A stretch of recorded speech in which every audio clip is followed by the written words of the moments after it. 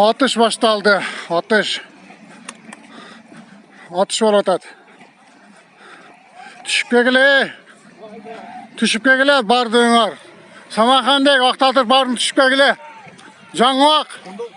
Leylek bardın düşüp kegile. Nerede ne oldu? At ata. Adamga tiydi mi? Adamga tiydi ekle. Atışı başta atılacak. Adam attı. Atışı da be. Direkt 5-6 tane sürteyim. Tiydi mi? Ne olur da taytın ne olur da.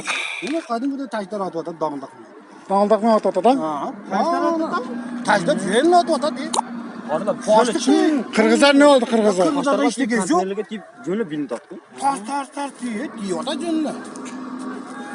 Kegile Kırgızlar bardın Aktatır Samarkandek bardın kegile leylek. Atış balık başta alttırıcı.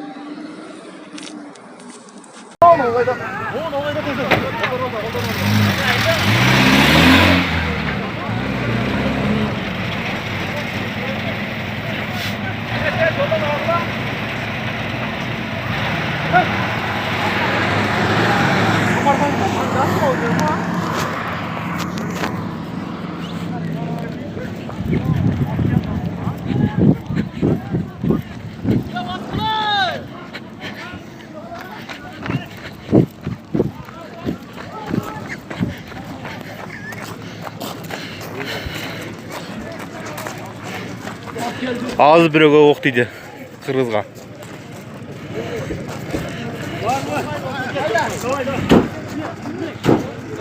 Haydi. Diğer kaçta top? Gel canını rey. Nara karşı. Haydi.